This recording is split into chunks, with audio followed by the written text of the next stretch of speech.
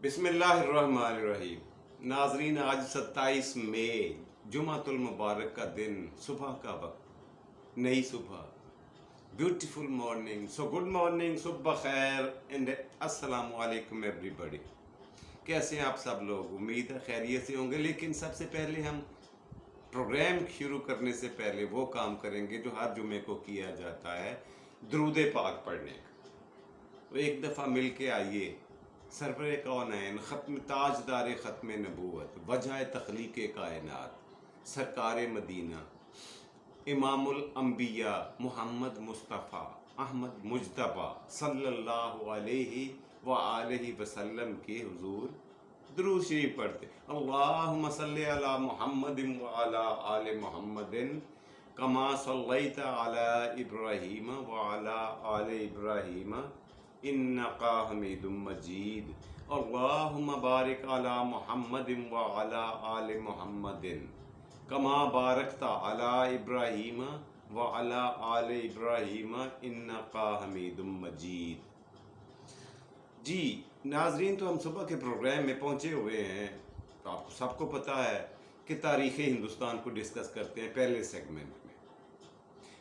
कदीम हिंदुस्तान की तारीख को बहुत पीछे से शुरू किया, 4000 साल पहले से, और अब हम पहुंच चुके हैं 15वीं सदी में। यानी आज से सिर्फ 5-6 सदियां पीछे, और थोड़े फासले पे हैं जहां मुगलिया सल्तनत हमारा इंतज़ार कर रही है। हमने उसको डिस्कस करना है और तफसील से करना है।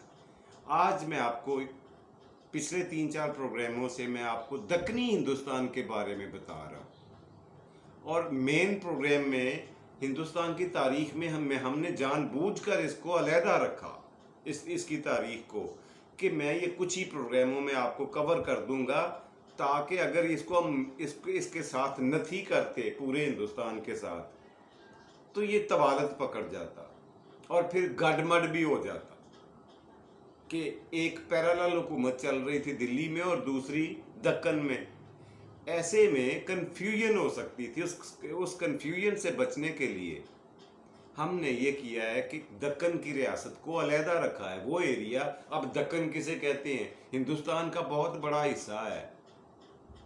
जिसने नहीं देखा, जिसको नहीं पता, वो पिछले प्रोग्राम 2 देखे, उसको पता चल जाएगा। मैंने लकीर के दिखाया है, नक्शा बना के, कि दक्कन हिंदुस्तान कौन से एरिए को, कौन से इलाके को कहा जाता है। जी आज मैं आपको बताऊंगा, ये हम डिस्कस कर रहे हैं कि 2 बहुत बड़ी रियासतें थी वहाँ पे, सल्तनतें, आज़ाद खुद मुख्तार ममलिकतें। नंबर 1 बहमनी सल्तनत और नंबर 2 विजयनगर की सल्तनत। बहमनी सल्तनत जो थी, इसके ऊपर मुसलमान लोग हुकूमत कर रहे थे, हुक्मरान थे, जो खुद को सुल्तान कहलाते थे, बादशाह नहीं सुल्तान कहलाते थे। और जो विजयनगर के ऊपर हिंदू राजाओं की हुकूमत थी, वो खुद को राजा कहलवाते थे, अपने नाम के साथ राजा लिखते थे। अब हम पहुंचे हुए हैं, याद रहे कि 15वीं सदी में, उस वक्त की बात हो रही है, 15वीं सदी ईसवी में। अच्छा, ये मैंने आपको बताया था कि इन दोनों सल्तनतों में बड़ा प्यार मोहब्बत था, एक दूसरे के यारों मददगार थे, हर बुरे वक्त में एक दूसरे की मदद करते थे। लेकिन जैसे ही तख्ते दिल्ली कमज़ोर हुआ, दिल्ली उजड़ गई, दिल्ली बर्बाद हो गई, अहमद शाह अब्दाली ने उसमें आखिरी कील ठोंक दिया। सॉरी, अहमद शाह अब्दाली नहीं था वो, उसका नाम था, क्या नाम था जो लंगड़ा था, कोई बताएगा, जिसके नाम के साथ लंगा लिखा जाता है? तैमूर था, तैमूर लंग, जिसने तहस नहस करके रख दिया दिल्ली को सिर्फ 4-6 महीनों में। खंडरात के अलावा कुछ नहीं मिल रहा था वहां। जब वहां की ये हालत हुई, तो इन रियासतों के सर से एक तलवार जो लटकी हुई थी वो उतर गई। अब इनके पास सुलह सलूक रखने का कोई जवाज नहीं रहा था। फिर इन्होंने छोटी छोटी बातों पर आपसी लड़ाई झगड़े पैदा करने शुरू कर दिए, विजयनगर की और बहमनी दोनों सल्तनतों ने। اور بات بات پر لڑائی جھگڑے جنگیں جھڑپیں ہوا کرتی ہیں، بہت سارا جانی اور مالی نقصان کرنا شروع کر دیا۔ اب ہوا کیا؟ ہوا یہ کہ پہلے جو 5 بادشاہ تھے، سلطان تھے نا بامنی سلطنت کے، انہوں نے بڑے اچھے طریقے سے اپنی ملک کو چلایا، اپنے انتظام و انصرام کو چلایا، اور اس کے بعد باری آتی ہے چھٹے صاحب کی، اور وہ تھے احمد شاہ، چھٹا سلطان بامنی سلطنت کا۔ اچھا، احمد شاہ سلطان نے یہ کیا، سب سے پہلے تو اس نے کیپٹل سٹی کو چینج کیا۔ جو میں نے آپ کو بتایا ہوا ہے کہ جو اس کا تھا بامنی سلطنت کا کیپٹل سٹی دارالحکومت، وہ گلبرگہ تھا۔ بامنی سلطنت کا جو تھا کیپٹل سٹی وہ تھا گلبرگہ۔ پہلے 6 بادشاہوں نے اسے ہی کیپٹل سٹی رکھا، لیکن جب یہ 7واں بادشاہ تشریف لاتا ہے جس کا نام تھا احمد شاہ، 7واں بادشاہ تھا اسی خاندان کا، اس کا نام تھا احمد شاہ۔ یہ نوٹ فرمائیں، اس کے بارے میں آج میں ڈسکس کرنے جا رہا ہوں، اور بہت مزے کی ڈسکشن ہونے جا رہی ہے۔ اس نے سب سے پہلے تو یہ کیا کہ گلبرگہ کو کیپٹل سٹی ہٹا دیا، اور اس کی جگہ بیدر کو، یہ ایک علاقہ تھا، خوبصورت علاقہ تھا بیدر، اس کو اس نے اپنا کیپٹل سٹی دارالحکومت بنایا۔ اور کہا جاتا ہے، تاریخ کے کتابیں یہ بتاتی ہیں کہ بہمنی سلطانوں میں، بادشاہوں میں سب سے زیادہ طاقتور، جنگجو، دلیر اور بہادر، نہ ڈر اور بے خوف، یہی 7واں بادشاہ تھا، احمد شاہ جس کا نام تھا۔ اور اس نے پہلے تو میں نے بتایا اس نے اپنا کیپٹل سٹی تو چینج کر لیا، لیکن اس نے تہیہ کیا ہوا تھا کہ میں نے وجے نگر کی ریاست کے ساتھ ٹکرانا ہے، اس ملک کے ساتھ لڑنا ہے، لڑائی پہلی اور آخری لڑائی لڑنی ہے، اور اسے نیست و نابود کرنا ہے۔ اس نے اپنی پوری اندر کھاتے، اپنی پوری کی پوری توجہ اپنی فوج پر دی، اس کو مضبوط کرنے پر، اس کی تربیت پر، اس کے ہتھیاروں پر، جنگی ساز و سامان پر۔ اور پھر ایک دن ان کا ٹاکرا ہوتا ہے وجے نگر کے، اور وجے نگر کے اس وقت کے جو راجا تھا، بادشاہ تھا، اس کا نام تھا راجا دیو۔ نوٹ فرما لے، راجا دیو وجے نگر کی ریاست کا حکمران تھا، راجا دیو۔ یہ نوٹ فرمائیں۔ دونوں کا ٹاکرا ہوا جی، زبردست لڑائی جنگ ہوئی، لیکن اس کا نتیجہ اور رزلٹ کیا ہوا کہ احمد شاہ نے وجے نگر کی اینٹ سے اینٹ بجا دی۔ اس کی فوجی تیاری بہت اچھی تھی، جبکہ جواب میں اسے اتنی مزاحمت کا سامنا نہیں کرنا پڑا، اور اس نے اس کو چاروں شانے چت کر دیا وجے نگر کو، وہاں کے راجا دیو کو۔ اب راجا دیو نے ایک سمارٹ موو کھیلی، سمارٹ موو یہ کھیلی کہ اس نے احمد شاہ کے ساتھ اپنی بیٹی کا نکاح کر دیا۔ نمبر 1، اپنی بیٹی کا رشتہ کر دیا، نکاح کر دیا بادشاہ احمد شاہ کے ساتھ۔ اور نمبر 2، بہت سارا ڈھیر سارا خراج دینے کا وعدہ کر لیا۔ یہ معاہدہ نامہ لکھا گیا تحریری۔ پھر اس کے بل بوتے پر، اس کی بیس پر، اس کی بنیاد پر، اس صلح نامے کی وجہ سے ان کی جنگ بندی ہو گئی۔ 3 دن تک شادی کی تقریبات چلتی رہیں وجے نگر میں۔ راجا دیو کی بیٹی اور احمد شاہ جو بہمنی ریاست کا سلطان تھا، بادشاہ تھا، ان دونوں کی شادی ہوئی۔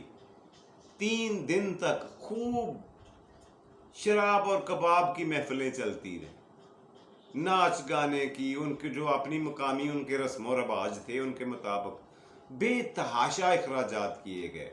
اور واپسی پر جب ان کی رخصتی کا ٹائم آیا چوتھے دن، احمد شاہ اپنی بیوی کو لے کر اپنے ملک کی طرف روانہ ہوا، تو اس وقت رواج ہوا کرتا تھا کہ جو مقامی لوگ یا سسرال ہوتے تھے وہ سی آف کرنے کے لیے دور تک ساتھ جایا کرتے تھے. مطلب بارات کو سی آف کرنے کے لیے، خدا حافظ کہنے کے لیے دور تک ان کے ساتھ جاتے تھے. وجے نگر کے راجہ دیو نے یہ کام کرنے سے انکار کر دیا. اس سے یہ صاف ظاہر ہو گیا دونوں کے دلوں میں کہ دونوں کے دلوں میں کھوٹ ہے، نیتوں میں فتور ہے، وہ گیا نہیں ہے، دشمنی کا بیج ختم نہیں ہوا. اس سے بھی اب اس بات کا رنج احمد شاہ کو بھی تھا، اور وجے نگر والے جو تھے انہوں نے اپنی تیاری، جنگی تیاری اس دفعہ کرنی شروع کی. اتنا 2-3 سالوں میں انہوں نے اپنی فوج کو اتنا مضبوط کر دیا کہ اس قابل ہو گئے کہ بہمنی راجہ کا مقابلہ کر سکیں سلطان کا. اور چند ہی سال کے بعد ان کا دوبارہ سے رن پڑا، میدان جنگ سجا، اور اس میں حیرت انگیز طور پر اس جنگ میں احمد شاہ کو شکست ہوئی. بہمنی سلطان جو بظاہر کافی کانفیڈنٹ تھا، طاقتور تھا، بہت بڑے ملک کا بادشاہ تھا، وہ اب اس کی وجوہات کیا تھیں، وجہ کیا بنی، وہ ڈیٹیل کے ساتھ میرا نہیں خیال کہ جانے کی ضرورت ہے، ورنہ طوالت پکڑ جائے گی. پھر وہی بات، ہمیں اپنے ٹریک پہ رہنا چاہیے کہ بس اس کو شکست ہوئی، احمد شاہ کو ہار ہوئی، اس کو شکست ہوئی، ڈیفیٹ ہوئی، بری طرح سے ہار گیا. اور اس شرمندگی کو برداشت نہ کرتے ہوئے، کیسا ہے، شکست کو تسلیم، ذہنی اور دلی اور دماغی طور پر تسلیم نہ کرتے ہوئے، کچھ ہی ہفتوں کے بعد اس کی موت واقعہ ہو گئی احمد شاہ کی. وہ مر گیا. جب اس کی موت ہو جاتی ہے تو پھر یہ ہوا کہ بہمنی سلطنت جو تھی وہ کمزور ہوتی گئی، اور وہ بادشاہ، وہ حکمران چھوٹے چھوٹے ریاستوں کے جو بہمنی سلطنت نے خود مقرر کیے ہوئے تھے، خود لگائے ہوئے تھے، وہ پٹھان تھے، انہوں نے اپنی خود مختاری کا اعلان ظاہر کرنا ہی تھا. پھر جب حالات ایسے ہو جائیں تو پھر کون اس میں سے فائدہ اٹھانے کی کوشش نہیں کرتا. بہت سارے پٹھان حاکموں نے، حکمرانوں نے اپنی اپنی سلطنتوں کی آزادی اور خود مختاری کا اعلان کر دیا. انہوں نے اپنی اپنی حکومتیں بنا لی. اور دوسری سائیڈ پہ کیا ہوا، اس کا جو اچھا اثر ہوا، کہا جاتا ہے 6 مسلمان ملک قائم ہوئے دکن میں. 6 ریاستیں، 6 مملکتیں، آزاد مملکتیں دکن ہندوستان میں آباد ہوئیں. انہوں نے اپنی خود مختاری اور اپنی موجودگی کا اعلان کیا. وہ 6 کون کون سی تھیں یہ میں آپ کو نوٹ کروا دیتا ہوں.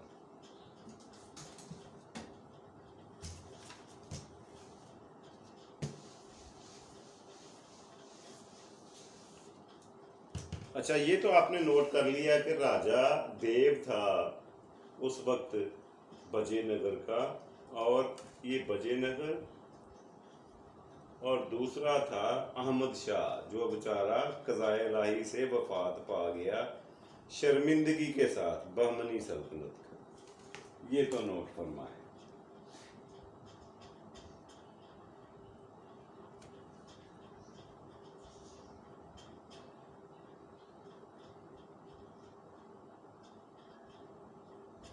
اچھا، اب کیا ہوا یہ آپ نے نوٹ کر لیا. یہ 15ویں صدی کا تقریباً آخر تھا، آخری اشرہ چل رہا تھا جب شیرازہ بکھرا ہے بہمنی سلطنت کا. اس وقت ان کا تھا کیپٹل سٹی، آپ کو میں نے بتایا بیدر تھا، بیدر. اب بیدر میں تو ان کی حکومت رہ گئی، بیدر یا گرد و نواح میں. باقی سارے کے سارے علاقوں نے اپنی اپنی آزادی اور خود مختاری کا اعلان کر دیا. اور وہ جو بیدر اور اس کے گرد و نواح میں بچی تھی چیزیں، وہ بہمنی سلطنت کے بادشاہ وزیر اعظم نے اپنے قابو میں کر لیں. اب اعلان کر دیا کہ یہ میری ریاست ہے. اندازہ کریں.